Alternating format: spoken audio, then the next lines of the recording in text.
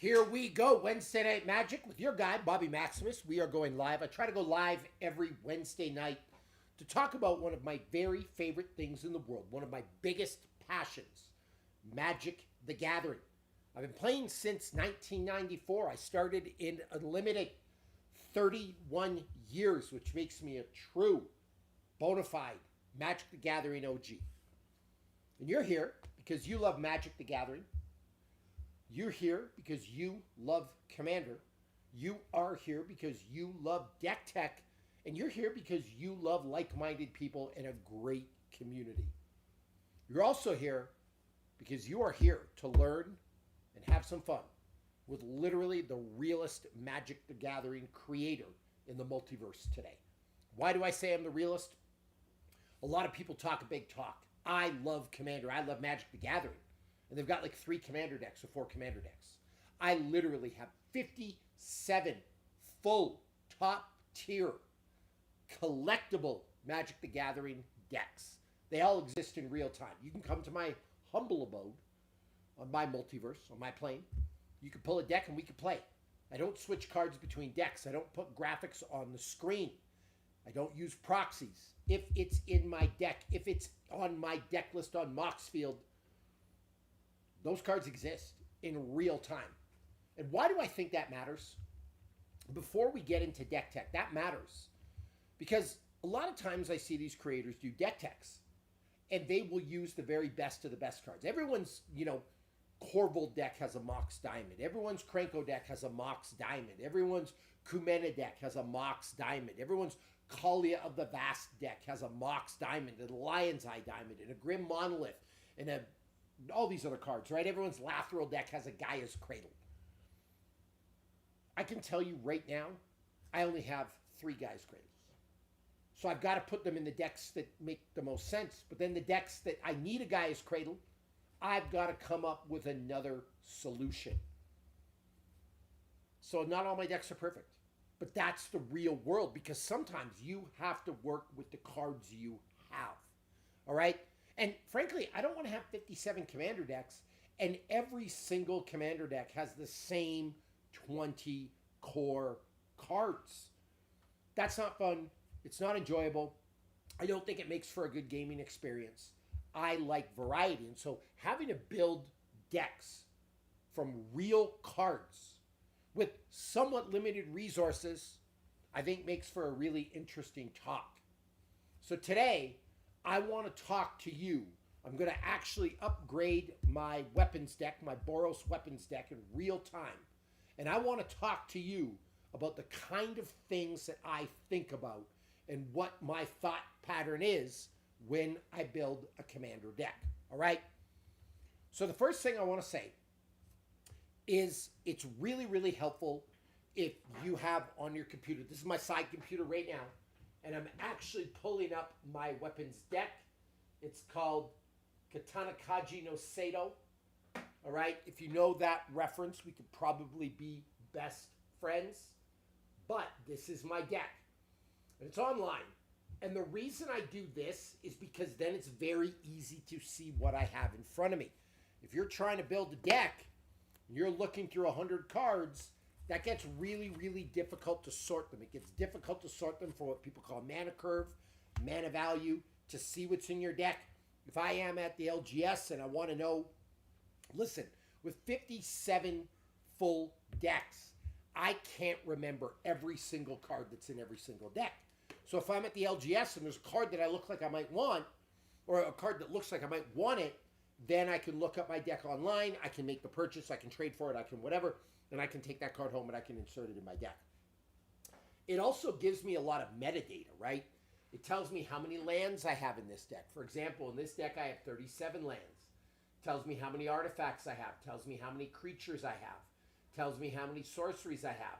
I can bring up the mana value of every single card. And I will talk about mana value more. But I can bring up the mana value of every single card. And so I can decide what to cut and what not to cut, right? It also sorts this into a bracket. This is a bracket 4 deck. It's got 4 game changers. Say I want to make it a bracket 3 deck. I can knock it down to 3 game changers, but it gives me all that information. And then it gives me some really cool data, like the average mana value of my deck. This is 1.87 with lands and 3 without lands. The median mana value of your main deck is 2 with lands and 3 without lands. And this deck's total mana value is 183. It also gives me mana distribution. It tells me the difference between my red mana and my white mana. So whether you use Moxfield, I'm not tied to Moxfield. I like it, but I'm not tied to it. Or Archidect. I know the fine people at Command Zone love Archidect, and I think it's a great product. I think you could use either, but I would definitely put your deck online for sorting purposes. It also gives you like just a bird's eye view here, like a 10,000 foot view of the actual deck, and that will really, really, really help. So I would put my stuff online. That's the first tip. Now the second thing, there are 4 principles that I really want to pay attention to, and it's actually evolved from 3 to 4, right? But they're kind of separate categories. So the first 3 things I want to pay attention to are card draw, tutors, and mana ramp. Those are essential in a game of Commander. If you're building a Commander deck and you make sure there's a lot of card draw, you make sure there are tutors to get the cards that you need, and you make sure there's a lot of mana ramp so you can accelerate the game quickly, your deck will be better than if you didn't pay attention to those things. I promise you 100%. In any single game of Commander, those things are important. And in today's game, the late games of Commander are 7-8 turns. So a lot of people, they don't pay attention to mana ramp, tutors, card draw, and their deck's never able to do their thing, right? Like this deck, I want to get some creatures on the board, I want to load them with weapons, and I just want to swing heavy. But I can't have that go off turn 7 or 8 or 9 because I'm going to lose a game. Like there are people with decks that will end this in turn 2, turn 3, turn 4, turn 5. You've got to get that mana ramp. You can't just rely on getting a land out, playing a creature, getting a land out, playing a creature, getting a land out, playing a spell. Like you need stuff to ramp up the process. That is really, really, really important. Unfortunately, there's some really good mana ramp cards in here. Like we've got Arcane Signet. We have Soul Ring, 2 of the greatest ones of all time. Unfortunately, Mana Crypt got banned. Jeweled Lotus got banned. I actually play with banned cards. I don't believe in the banned list. My play group doesn't believe in banned cards, so you can include those if you have them. You could include things like, I'm trying to think, Chromox, Mox Opal, Lotus Petal, right? Things like that. So you got to pay attention to the mana ramp. You got to pay attention to the tutors. This deck has a lot of tutors. For example, here's one right now, Enlightened Tutor. This deck actually has, according to the metadata, we have 7 tutors. Recruiter of the Guard, Enlightened Tutor, Open the Armory, Stoneforge Mystic, Forging the Titrite Sword, Steel Shaper's Gift, and Cloud Midgard Mercenary. So we have a lot of tutors in this deck. And again, card draw. Card draw is absolutely massive. The reason I'm so big on card draw is if you take out your commanders. Now I have 2 commanders here, essentially, the partners, right?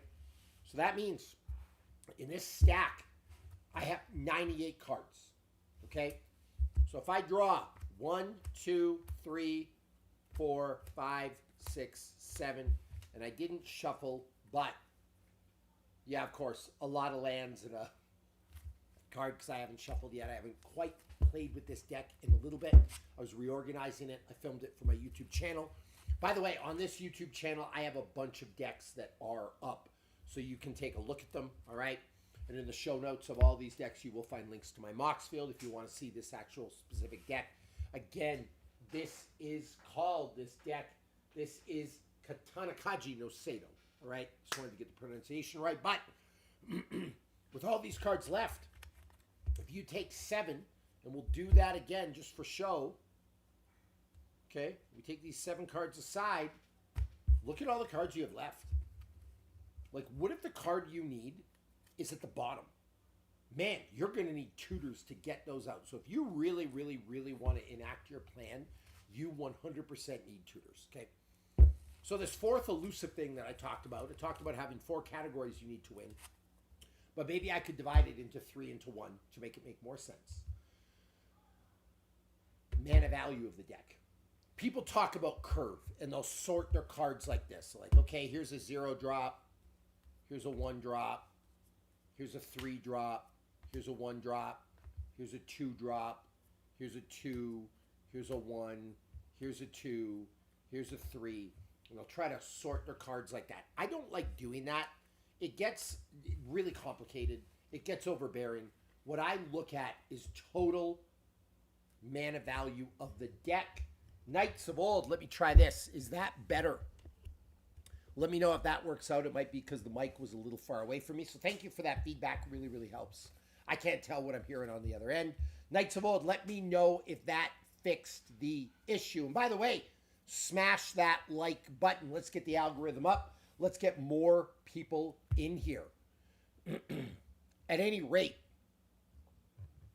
the total mana value of the deck, when you're making that curve with your cards, I think it gets overbearing. I think it gets overwhelming. I think it's hard to figure out what you need to cut, what you need to add, how your deck's going to play out, things like that. I go by total mana value. So what's the total mana value of the deck? Let's take 4 cards, for example. It's all of these symbols added together. So here's 3, 4, 5. That's a 0. Lands are 0. So in these 4 cards, the mana value is 5. That bumps it up to 6, 7, 8, 9, 10, 11, 12. For me, for a deck to go off fast, for a deck to be competitive, for a deck to do its thing sooner than later, I want that mana value under 200. Now, 200 is an arbitrary number. And let's face it, in today's game of CEDH, you're seeing decks in the 130s. You're seeing decks in the low 140s. That's why these 0 drop artifacts are so valuable, because you can just like win on turn 3. That's why you want a Mox Diamond, a Lion's Eye Diamond, a Grim Monolith. That's why you want something like a Mana Vault. I realize that costs 1. It's why Mana Crypt was so good. It's why Jeweled Lotus was good. It's why you would want a Chrome Mox, a Mox Opal, a Lotus Petal. Like, you load your deck with that, you're off to the races, and you are getting an early jump on the opponent. So I realize that elite level decks, like 200's not going to cut it, 180's not going to cut it, but the lower you can get that mana value, the better you're going to do. So one of the things that I do when I look through my decks to try and sort them is, if I'm going to make some cuts, I try to add better cards with lower casting costs. For example, that is exactly why our friend Cloud, Midgar Mercenary, got added to this deck, because it acts as a tutor for me to get some good equipment. So there's great synergy with the deck, but the casting cost is only 2. That is insane. And it's when we talk about power creep, why these 1 and 2 drop creatures, like, think like, you know what I actually need in this deck, and I do not have one? An Esper Sentinel. Now, should I have an Esper Sentinel here? Yes. And if you're wondering why I don't, it's for one simple reason. Let me go to my deck list. Esper Sentinel. I have 5 Esper Sentinels right now. One's in my energy deck. One is in my human deck. One's in my artifact deck. One's in my angel deck. One is in my wolf deck. Okay, my Voja deck. I wish I had another Esper Sentinel. I only have 5 of them. I need more. Esper Sentinel didn't go in, but Esper Sentinel would definitely make the cut in this deck. So in real time, this is how this works out. I'm looking through my cards now, and I should actually just show you these. All right, we have Cloud, Steel Shaper's Gift, Pure Steel Paladin, great card in this deck. Enlightened Tutor. Notice all the low casting costs. Like, I can get rolling really, really fast. Firion, Colossus Hammer, Sword of Wealth and Power, Recruiter of the Guard, Shadow Spear, insane card. Sword of Light and Shadow, Sword of War and Peace. We have all the swords in here. All right. Bureau Headmaster, great card, low casting cost. Arbaz Mir, forging the Titrate sword. Here's just a good example. Assemble the Legion. It's a casting cost of 5. Now this is a great card. At the beginning of your upkeep, put a muster counter on Assemble the Legion, then create a 1/1 red and white soldier counter token with haste for each muster counter on Assemble the Legion. So looking at this card, I really like it. I'm going to go back here to my deck list. But looking at this card, Assemble the Legion, it's a casting cost of 5. It's worth 37 cents. And let's talk. Knights of Old. The commanders are Arden, Intrepid Archaeologist, and Rograk, son of Roga. I think this is the best. If you're building like a Boros equipment deck, you could make an argument that this is the best commander choice. There are some others people like. I like this, especially because look at Rograk. First strike, menace, trample, and you can get it out by paying 0 and load it with equipment and just swing. It moves really, really fast. So I really, really like this. And then with Arden, at the beginning of combat on your turn, you may attach any number of auras and equipment you control to target permanent or player. So I think it's a great combination. And by the way, I think Gracie would win. This is a thinking man's game, Magic the Gathering. And Gracie, I think the strategy that goes in Brazilian Jiu-Jitsu, he'd be good. But back to the task at hand. All right. Knights of Old, I love partner. Like, you want to build a good partner deck, use Tim of the Weaver and Thrasios. It's insane.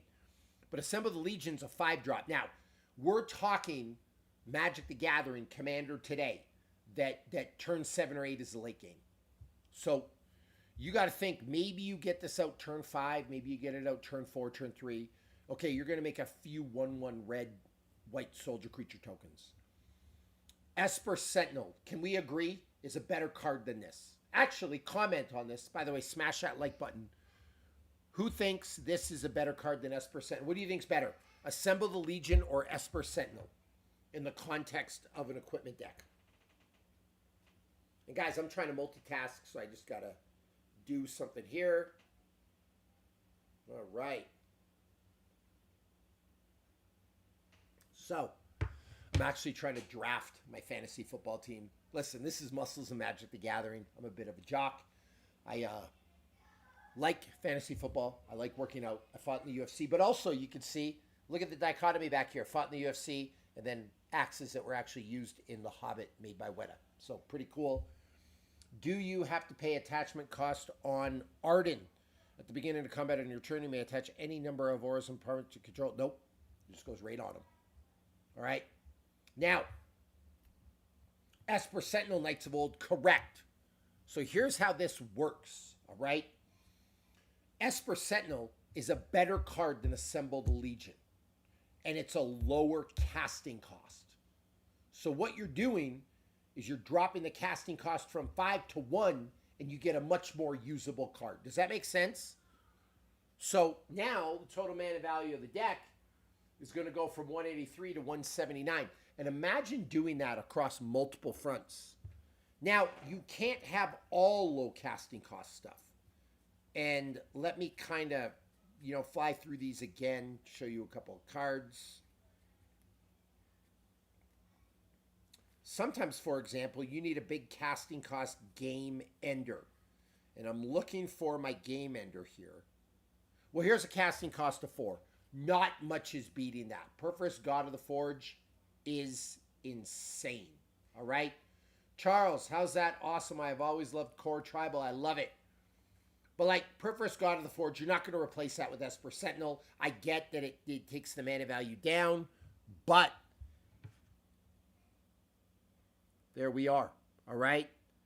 Guys, anyone play fantasy football on here? I wish my friend JP was watching. He could help me. I am on the clock. I got to decide whether I want Justin Jefferson or I want CeeDee Lamb.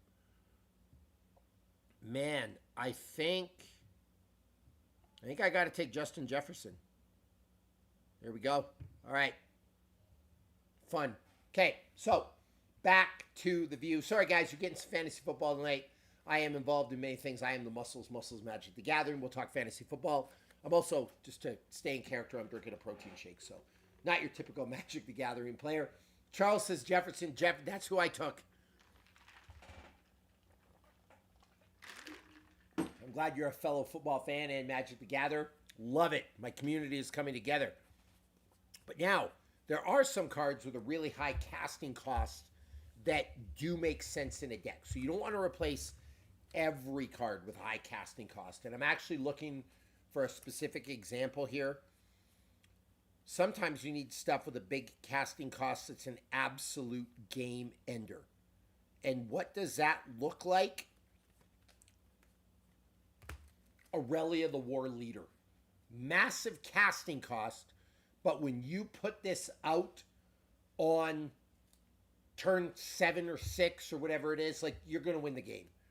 Flying, Vigilance, Haste. Whenever Aurelia the War Leader attacks for the first time each turn, untap all creatures you control. After this phase, there's an additional combat phase. So one of the mistakes people make is they load their deck with these high... Listen, the high casting cost cards, they're super cool and they have insane abilities. But you can't have like 10 of them in your deck. It's going to move way too slow and you're never going to be able to cast them all. You're better off having really low casting cost tutors and go get the card that you need. Like if I was building a black deck, I'd rather have that one demon, that one vampire that crushes it, that one zombie that crushes it, and then load the deck with Imperial Seal, Vampiric Tutor, Diabolic Intent, things like that. So you're not just trying to get rid of every high casting cost card and fill your deck full of 1-drops, right? But you want to start getting rid of some of this higher casting cost stuff. And in a perfect world, like a deck that works really good, like I only have a handful of cards that are above a casting cost of 5. Everything else I want to keep low. And as Knights of Old just said, I want to go get those with a tutor. So I'm constantly paying attention to the mana value. So here's my deck that I built. And there's a couple of cards on the fence that I'm thinking about cutting. Aurela's not getting cutting. Assemble the Legion, that's one of the ones that I put in because I like the card and it's got some decent synergy in this deck, but it's got too high of a casting cost for what it does. So let's go potential cuts and good cards. Purpose, not going anywhere. Ivor Battle Ready. Vigilance, Haste. And whenever Ivor Battle Ready attacks, it deals damage equal to the number of equipment you control to each opponent. I don't want to cut that. Like, that's a much better card than Assemble the Legion. Imagine I have 10 pieces of equipment out. Every time this attacks, I'm doing 10 damage to each opponent. Great card. Plains. I'm not cutting land. If anything, at, what do I have in here? 37 land. I don't have enough land, all right? Battlefield Forge, Dust Bowl. Okay, Forge Anew. Great card. When this enchantment enters, return target equipment card from your graveyard to the battlefield. During your turn, you may activate equipment abilities anytime you can cast an instant. You may pay 0 rather than pay the equip cost of the first equip ability you activate each turn. That's not going anywhere. We are not cutting that. We're not cutting Underworld Breach. A great card. I think people misuse it sometimes, but to be able to get stuff back from my graveyard, it's great. Delny Streetwise Lookout. Super low casting cost. Great card in any deck. And I'm going to have a bunch of creatures here with low casting costs, so this really fits in well. Drannith Magistrate, Grand Abolisher, Voice of Victory. Those are not going anywhere. Knights of Old, Kalia of the Vast is a great card, but I don't have enough. And I like the way you're thinking, but A, it's got some black in it, so it can't go in this deck, right? B, I don't have enough angels, but I do have a Kalia deck, and I do use that exact combo, Aurelia the War Leader with Kalia Vast. Wynota, Joiner of Forces. There's a lot of non-humans in this deck. Great piece. Halver, God of Battle, not going anywhere. Armored Skyhunter, not going anywhere. Elish Norn Grand Cenobite. This is one of those big cards. And I actually got to plug my laptop in before it dies on me, so pardon me. Just got my warning. There we go. Elish Norn Grand Cenobite. Really, really good card. But we got a problem. Now I've got two that are 7. What do you guys think? Can I handle both in the deck? And I am on the clock for my fantasy football. Man, who do we want? The best running back up is Diakane from Miami. And then we got Taylor from Indy. Irvin from Tampa Bay. Man, I kind of feel like we got to take Diakane. He's the best choice. Taylor, I like. I'm struggling, guys. I'm struggling. I could also go a wide receiver.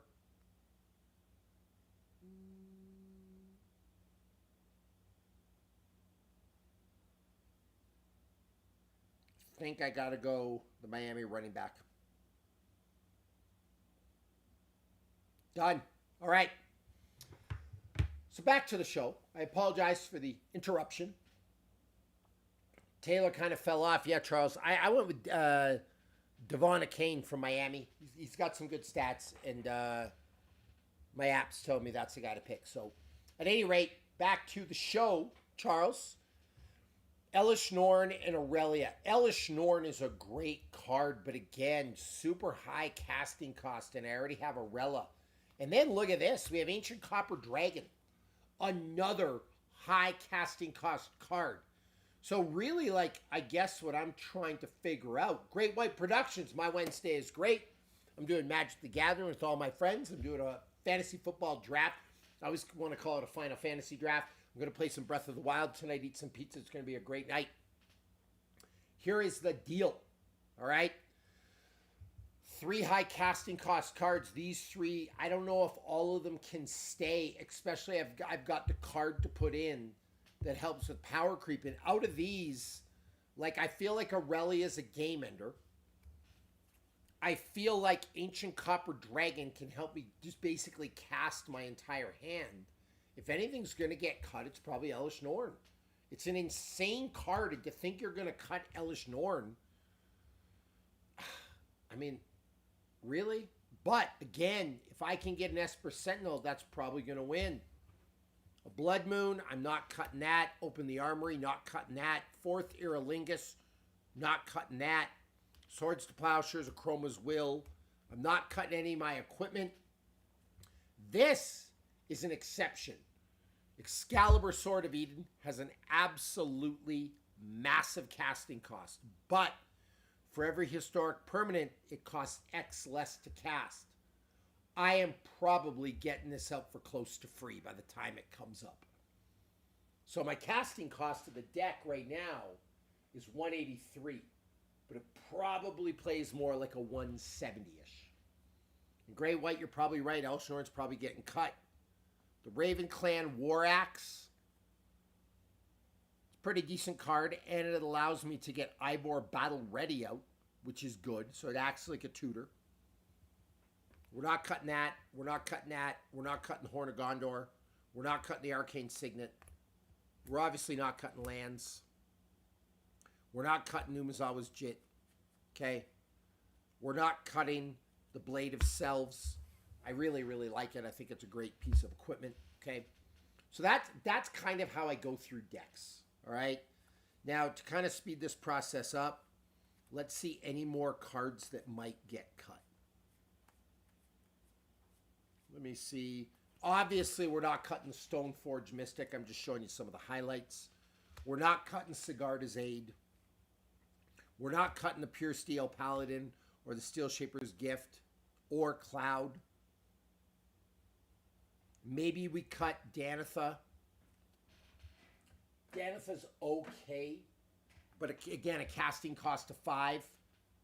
Not great. Aster, Bearer of Blades. Casting cost of 4, maybe a cut.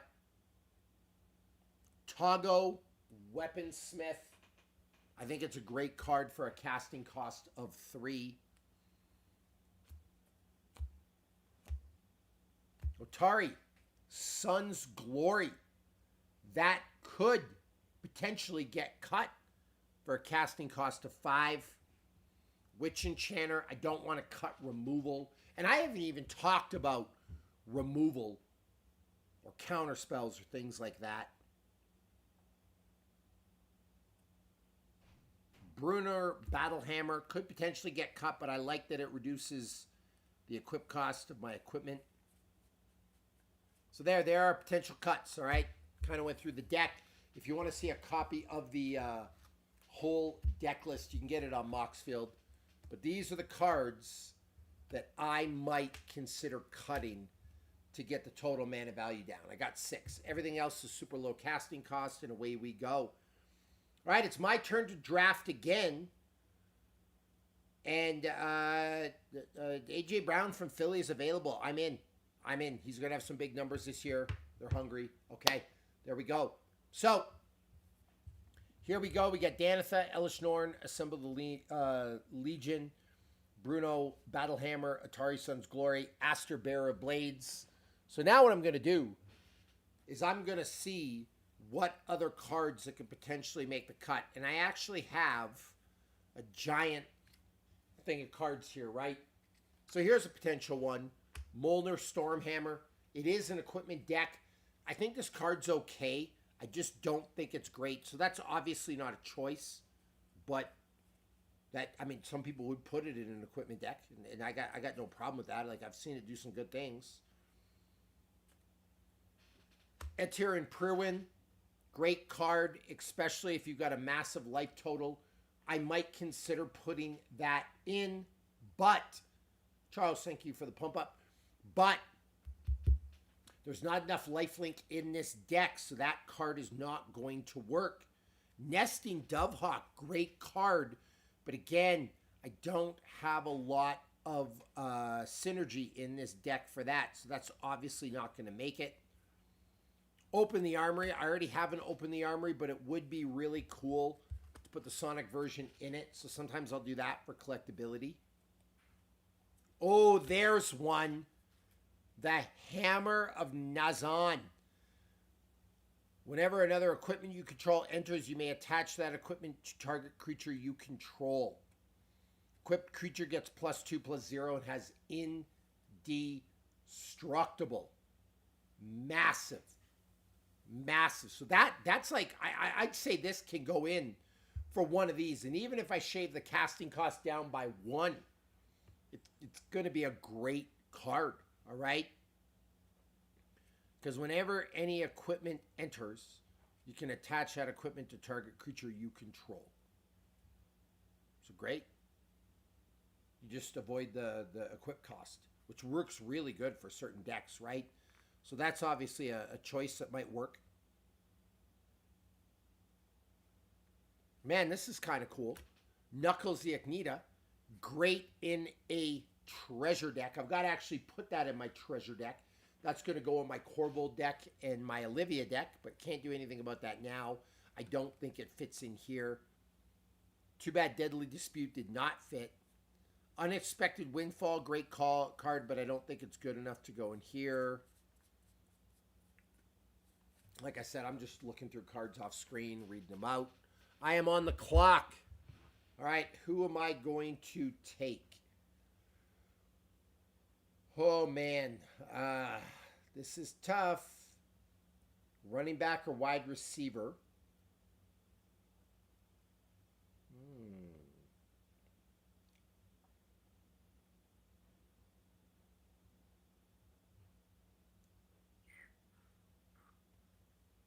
Wonder if I want 2 running backs. This is tough. This is tough. Ooh. Hall from New Jersey is a possibility. Jay Smith from Seattle. I think we're going to go Hall from the Jets. Not New Jersey. The Jets. All right. There we go. Okay. So, I got a few more cards to go through. Hey, Beanzo. Sorry, Beanzo is my kid. I was just calling him up. Boyle, destroy all islands. That would actually be pretty fun to this deck. Dockside Extortionist. Banned card, but I play with banned cards. So here's a perfect example. Let's pretend Dockside is not banned. I'm putting Dockside in. Dockside's better than Assemble the Legion. It's better than Aster. It's better than Atari. It's better than Bruno. It's better than all these cards. That is the perfect example of something that really, really hits my goal. You see what I mean? And I do play with banned cards because the banned list is absolute nonsense. Targets a certain type of player. It's unfair. It's hypocritical. It's nonsensical. I don't buy it. All right? Let's see what else I have. But Dockside actually, Dockside proves my point. I already have some mass land denial in here. Magus of the Moon. That would do good. Might as well double it up with a Blood Moon. Why not? Really wreck some people's day. So that could work. What else do we have? Brass's Bounty. Probably not. Marvin Murderous Mimic. Not bad. Generous Gift. Great card. Linvala. Great card. Like, Linvala is going to be better than Atari Sun's Glory. Can we all agree on that? Oh! Knuckles, Gloves, the Reaver Cleaver. That's a great piece of equipment right there. I need to put a command tower in this deck. I didn't have one when I built it. Got to put that in. We have a Battlefield Forge. All right, so those are some potential cards that we can put in. There's also a land that I want to put in here that I got to find. Oh, Leeline Axe. Not a bad card. Don't like the casting cost. Here's a great one. Nahiri, Hero of the Ancients. Create a 1/1 white core creature token. You may attach an equipment you control to it. That's great. The -2 ability, look at the top 6 cards of your library. You may reveal a warrior equipment card from among it, put it into your hand. Great card. Wow. Nahiri, Heir of the Ancients, deals damage to target creature or planeswalker equal to twice the number of the equipment you control. Massive. So that's also a possibility. So see, I got a lot of possibilities here. Cards I can put in. I already have a Colossus Hammer. Here's another random Dockside. I got a lot of these.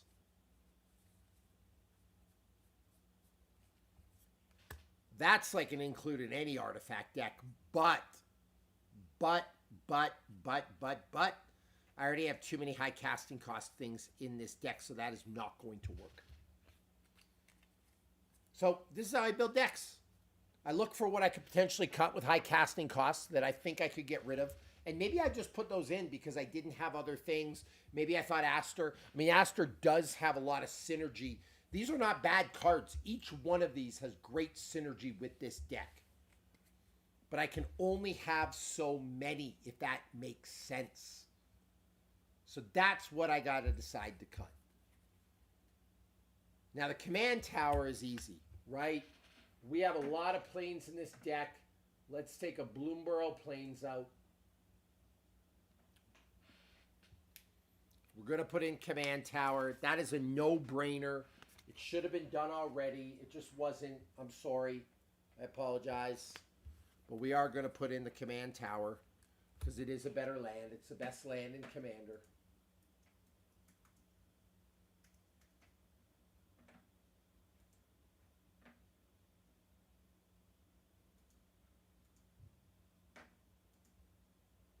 Okay. And so, yeah, I've got some decisions to make now. By the way, smash that like button. Hold on, I got to call my son. Bino! Yeah. Come here, buddy. Hi. Can you do me a favor? Yeah. We're going to have a feast tonight. Okay. Can you take the pizza dough out of the oven? Yeah. And can you turn the oven to 325? Yeah. Are you on your live? Yeah, and can you help me get the boys ready for bed? All right, thank you, sir. I'm just on my live talking to my boy Beanzo. He is my Magic the Gathering buddy. By the way, he has a Savage Voja deck. We played it.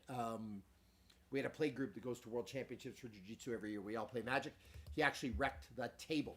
But here are the choices of the cards that I can put in, and these are the potential 6 cuts. So now we got to make some decisions.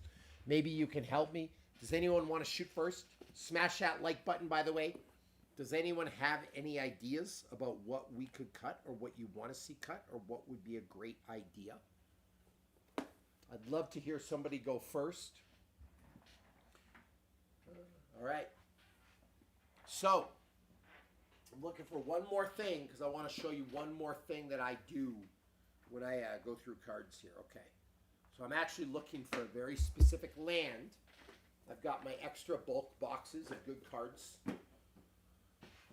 Bulk rares, if you will. And if I find the land, you'll see why I'm going to put this in. It's not the Gemstone Mine, although that's a good card. I hope I have one. Bake or conventional bake? Bake, please, sir. Got it. Here we go. You're just getting a look into my life, everybody. Gonna make some delicious pizza tonight. No carb left behind. Summon Keith Hackney. Temple of Triumph, not the land I'm looking for. Man, I hope I can find the land I'm looking for because you will love it. Trust me. And a lot of people don't know this land exists, but I do. Ah! I have one. Here we go. Check that out. You know I need this in this deck.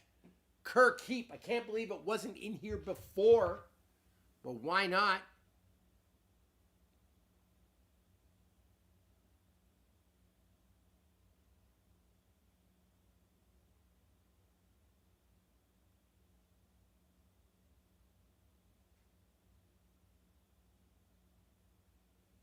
Kirk Heap. What do we think about Kirk Heap, everybody? We're going to get rid of another Plains.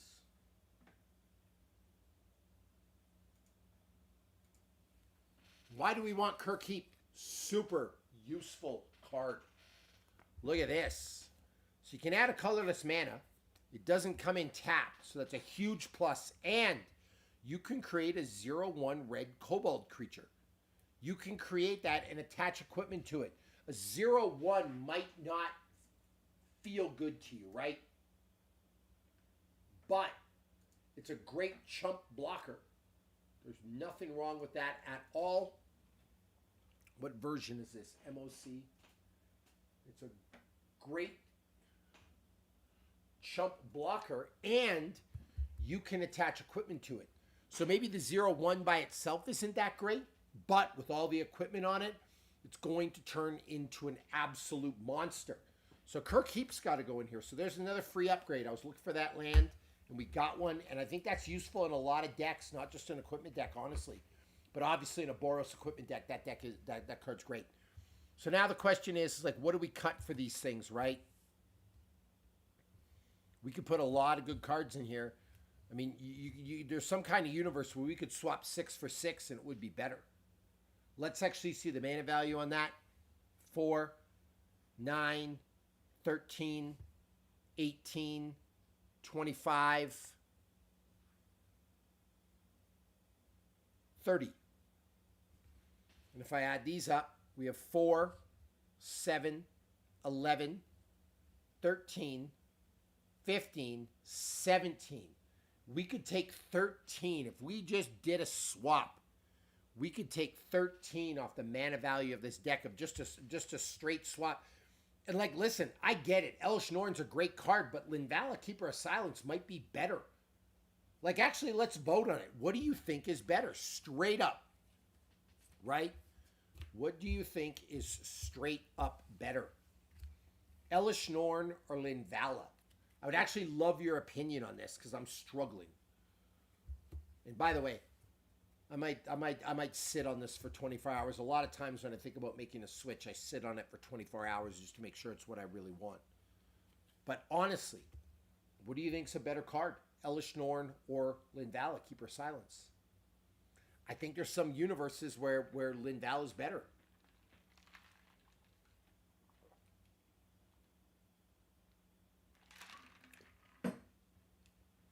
But it sucks because Elish Norn can act as a great board wipe for people that make all kinds of tokens. Knights of Old, you like Linvala. I mean, yeah, you got an argument there. Do I want a bunch of creatures the opponents control to get -2/-2, or do I want to shut down all of their activated abilities? Like, that's the question. They do different things, Great White, but again, you're right. It's a 3 less of a casting cost. I might never see this on the board. This is coming out for sure. So that's how I look at getting the mana value down, and that's how I think that you do Elite Deck Tech.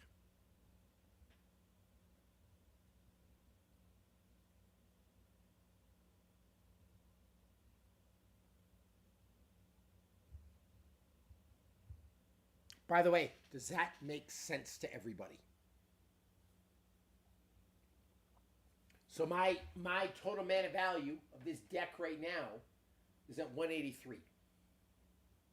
I could take out Elish Norn, put in Linvala, who's also a flyer, and it really shuts down my equipment. Like, I think that deck that makes the deck better. Like, I'm really like pumping myself up and talking myself into this. Tell me I'm doing the right thing. Should I cut? Should I swap this? Should I get the mana value of the deck down with arguably a better card? And if I can shut down all the activated abilities of creatures on the board and get indestructible on this, I want to keep Elish Norn. I do.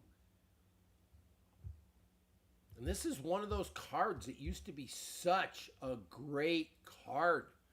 But I just feel there's now better choices, right? Let's do it. Elish Norn, I am sorry you are gone. And we are going to go Linvala, Keeper of Silence. And what version of this do we have? Switch printing. Rise of the Eldrazi. So Elish Norn is getting cut. MTG Godzilla, my play group plays Cutthroat. I actually don't agree with a lot of the bracket system. Like, I like the idea of it, but here's the problem with Magic the Gathering, in my opinion. It's meant to be a competitive game. And actually, maybe we'll end the show with this, because I am going to make some more cuts, but hold that thought. We went down from 183 to 180. Okay, that's a great cut. Awesome. Linvala, you win. Now, what else could we potentially cut? I think we're going to cut Assemble the Legion.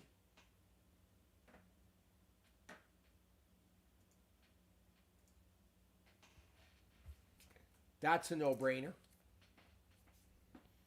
We're going to put in the Dockside Extortionist. Don't at me about banned cards. The ban list is nonsense.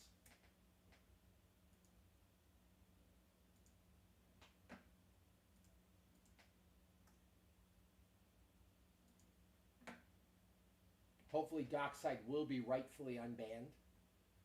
Now the mana value is 177. Like, it's going to be a faster, better deck.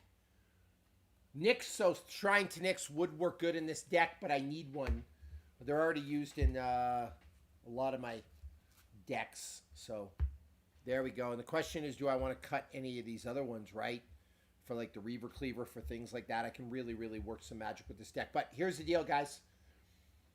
Here's the problem with Commander, and I'll end the show on this because I got to go be a dad and eat pizza and play Zelda and those things. Here's the deal. Commander's meant to be a competitive game. Like, the goal is to win, right? Like Monopoly, the goal is to win. Risk, the goal is to win. But then somewhere along the way, there's this group of people that play Commander. And I actually did a whole podcast on this that I'm going to be releasing soon. That the goal is the experience. And to have a good experience, my deck has to do its thing. So I built this deck because I wanted it to do this, and my deck has to do this thing. And I don't care if I don't win, but if my deck doesn't do the thing, then I'm unhappy. And if I win and my deck doesn't do the thing, I'm still unhappy. And it becomes this really weird, esoteric way of playing games. And here's the other thing. If your deck does its thing, you're going to win. So I'm allowed to win, but I have to let your deck do its thing. And if your deck does its thing, if your deck goes off, you're probably going to win. So now I'm trying to please 3 other different people at a table. Every person has to have a good experience. One person doesn't like blue, so another person plays blue. They're automatically mad. Banned list aside. I love the banned list. Let me restart my camera here. Hold on.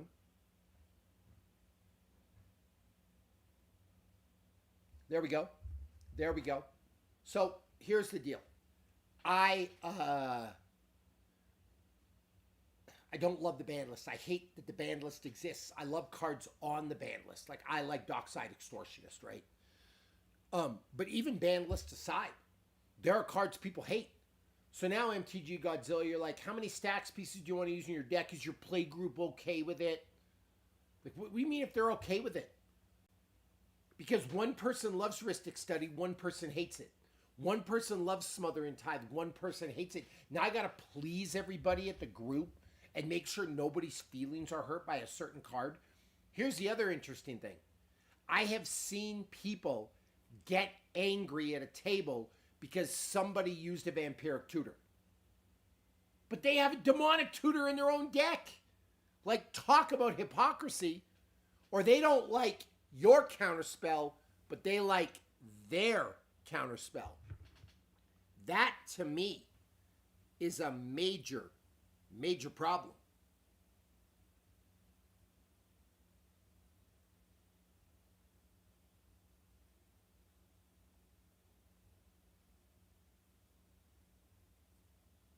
So, I mean, I don't really know what else to say. I'm kind of at a loss for words. You hate my Force of Will, but you use an Arcane Denial, or you use a Pact of Negation, or a Mana Drain, or some other card like that. Like, you see what I mean? So even without the ban list, people still have a problem with certain cards. So to me, the only way to play is just super competitive. Like, I don't think there's a problem in CEDH because people are just trying to win.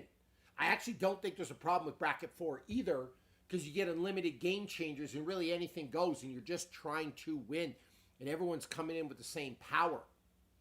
I don't even think you have a problem with Bracket 1 because it's kind of goofy and you know you're not really playing to win. You just want to play your fun cards. No one really builds a Bracket 1. Does anyone here actually have a Bracket 1 deck? But Bracket 2 and 3, it's this weird nether region where, okay, my name's Bobby. I want to play Magic the Gathering at your table, and I don't like to be competitive. It hurts my feelings. And it's okay if you win, but here's the deal. You can't win by too much. I want you to make treasure tokens, but not too many treasure tokens. I want you to use counter spells because that's part of your game too, and I want to respect that, but not too many counter spells. And my deck makes food tokens, and I want you to let me make at least 8 of them. Because if I don't make 8, if I only make 6, I'm sad because my deck doesn't do its thing. And it would actually be really cool if you let me, in my food deck, use my Bilbo Baggins card and enact his 111th birthday ability. That would be really cool. I know that means I'm going to win, but it would make my experience really good. Like, really? Like, what are we talking about right now? That's a problem. And MTG Godzilla, I know what you mean. I was just using that as an example, right? But yeah, if the play group uses a lot of token decks, Elesh Norn could be better. 100% right. You've got to account that. You know? But it really is something to think about. And then the other thing to think about is, what if you're not playing against your play group? What if you're just trying to play the odds? Like, activated abilities, always useful to shut down other people's activated abilities. efficient decks that are always ending the same are kind of not too fun after a while. Sure, but is your goal to have fun or your goal to win? And like, by the way, you can have fun winning. And why doesn't somebody else build an efficient deck, right? And that's why I have 57 decks. I don't play with the same deck over and over and over again. Like, I've actually only played with this deck once. My Voja deck I played with once and it crushed people. But now the next time I play, every time I go to, with a play group, I bring a different deck. That's why I have a bunch of multiple decks. So it's not always the same thing. So that's kind of some elite level deck tech. I think if you want to play to win, and demo FPV, I like that. I want to win. Let that know we win from the start. I really like that. I totally butchered reading your comment. I apologize, but I really like that attitude. And that's what I want my play group to be. Because then the decks are all evenly stacked. We all have like 4, 5, 6 really, really, really good competitive decks that we can play. That way it's multiple different games. There's so many. If you have 4 people in your play group and each of them have 5A decks, the amount of different games you can have is almost unlimited. Like when you look at the permutations you can come up with. Right? It's massive. I think the math on that is 4 to the power of 6. 4 times 4 times 4 times 4 times 4. Like, that's how many different games you can have in different kind of rotations and stuff. But then everyone's on the same plane. And listen, I'm there for the experience. You know what's really fun for me? Knights of Old, Demo FPV, MTG Godzilla, and Great White Productions, right? We all get together, we talk, we ask about our families, we ask about how was your week? Bobby, how was your workout today? How did Worlds go? Who did you draft in your fantasy football thing? Hey, does anyone want to order some DoorDash? Like, that's a fun experience for me. And whether we play one perfect, scripted, bracket 2 game where everyone kind of does their thing and nobody gets their feelings, or in 2 hours we play 7 games that all end on turn 4, but it's fun and it's fast and furious and we get to see how to build elite level decks. I think that's just as fun. It's the people you play with. But again, I don't get my feelings hurt by not winning or my deck doesn't do my thing. Like, I'm there to engage with the people. So that's it. That's my live. Some elite level deck tech. I don't know how many of these I want to cut for these, so I'm going to sleep on this. I think Magus of the Moon needs to go in here, but these are great cards. So I'm going to sleep on this, and maybe I'll come back live tomorrow night, and maybe we'll just continue. I'll leave these cards out. I'll leave this deck out, and we will continue where we left off. We will see if we can take this mana value down even more, close to the 160s, because we get it in the 160s. We're really going to be rocking and rolling. Who knows? Maybe I'll come up with an Esper Sentinel tomorrow. So there we go. Live. Bobby Maximus. Listen, I love you all. Thank you for the support. Do me a favor before I go. In the comments, tell me how you like this live. Tell me if you like this content, because I'll keep doing this. I can do this with a deck every Wednesday night. But I hope you did like this content. Knights of Old, that's the key. Lots of games with different decks, not just Mox, Lotus, Sarah, Angel, turn 1 each time. I agree. Lots of different decks, but I hope you like this live. Thank you for allowing me to just be a real guy and share my passion with you. And yeah, really looking forward to seeing it at the next live. And thank you very much. I really, really genuinely appreciate your time. This has been a huge passion of mine, like I said, for 31 years. And we have one more football pick to make. I've already got 2 tight ends. I got Mark Andrews, Travis Kelce. Demo FPV, I keep missing your lives. I go live every Wednesday night. How many running backs do I have? I got a couple of running backs. I got 4 wide receivers. I'm going to need a QB. Who are we taking? Goff or Herbert? Prescott, Stroud, Jordan Love. He's going to light it up this year.